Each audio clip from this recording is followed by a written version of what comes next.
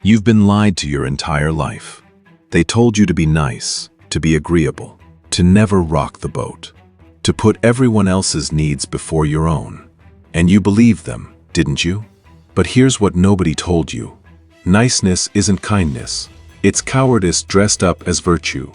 Look, I'm not here to tell you to become an asshole. I'm here to show you why the anti-hero, the character who breaks the rules, who prioritizes results over approval, who makes the hard calls everyone else is too scared to make, might be onto something. Because while you've been busy being nice, the world has been walking all over you. And deep down, you know it. Think about the most compelling characters in fiction. Walter White, Tony Soprano, Jessica Jones, Tyler Durden, Thomas Shelby. None of them are nice. But you can't stop watching them. Why? Because they do what you're afraid to do. They set boundaries. They say no. They pursue what they want without apologizing for it. Now, before you click away thinking I'm advocating for cooking meth or starting fight clubs, hear me out. The anti-hero archetype reveals something profound about human psychology, something that nice people have been conditioned to ignore. And that thing is this: sometimes being effective requires being uncomfortable. Sometimes progress requires conflict. Sometimes protecting yourself means disappointing others. Why your niceness is actually weakness in disguise. First, let's define what I mean by nice. When I say nice, I'm not talking about genuine kindness, compassion, or empathy. Those are strengths. I'm talking about people-pleasing, chronic agreeableness, the compulsive need to be liked by everyone at all times. Nice people don't set boundaries, they let others trample them and then resent those people later. Nice people don't speak their truth, they calculate what others want to hear and deliver that instead. Nice people don't pursue their goals aggressively, they wait for permission that never comes. Here's the brutal truth: niceness is a defense mechanism. It's a strategy you learned, probably in childhood, to avoid conflict, rejection, or punishment. And it worked. When you were 7 years old and powerless. But you're not 7 anymore. The world doesn't reward niceness. It rewards value, competence, results, the ability to solve problems and make difficult decisions. And nice people, by definition, struggle with difficult decisions because difficult decisions upset people. Let me give you a real-world example. Imagine you're managing a team, and one person is consistently underperforming. A nice person avoids the confrontation. They make excuses. They hope the problem resolves itself. They prioritize that person's feelings over the team's success. An anti-hero. They have the hard conversation. They set clear expectations. If the person can't meet them, they make the tough call. They prioritize the mission over being liked. Who would you rather work for? Who would you rather be? The anti-hero understands something fundamental: you cannot serve everyone. Every choice you make benefits some people and disappoints others. Nice people pretend this isn't true. They exhaust themselves trying to please everyone and end up pleasing no one, especially not themselves. Now, here's where it gets interesting. Anti-heroes aren't monsters. They're selective. Look at someone like John Wick. He's ruthless to his enemies but loyal to the point of death to those in his circle. Or Ellen Ripley from Alien, she'll sacrifice anything to protect her crew, but she's not going to be polite to the corporate bureaucrats who endangered everyone. This is the key. Anti-heroes have a code.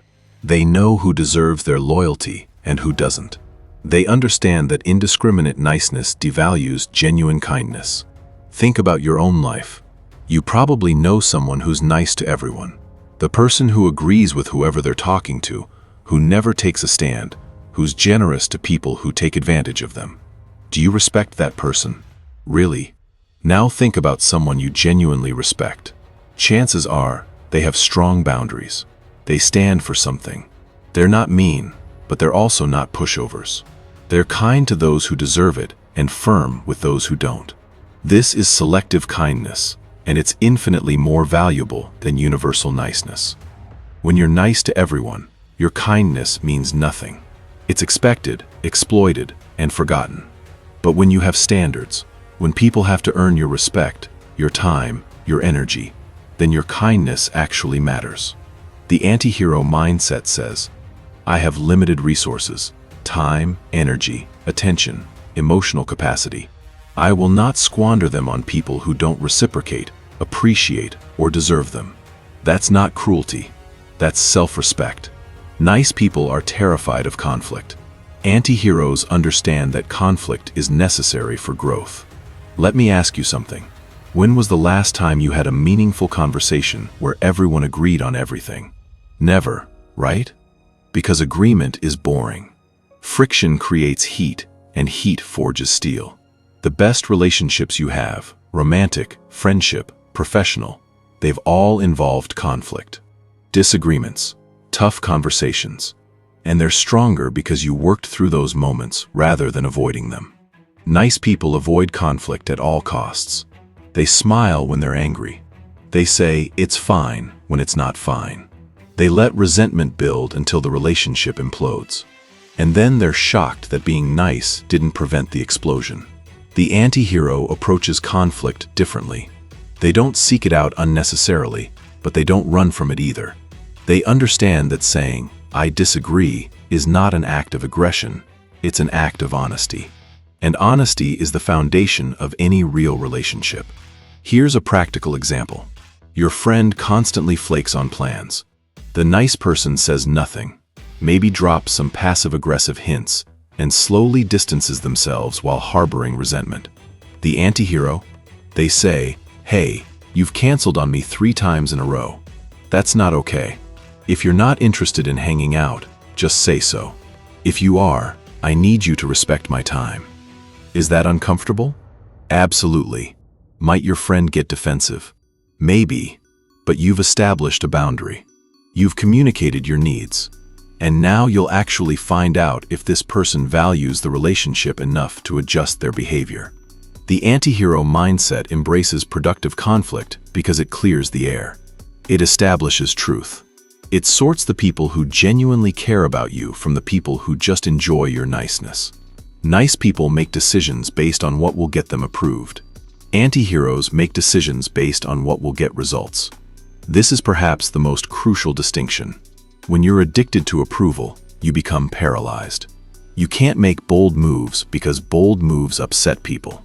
You can't take risks because risks might fail, and failure damages your image. You can't be authentic because authenticity is polarizing. So you play small. You stay safe.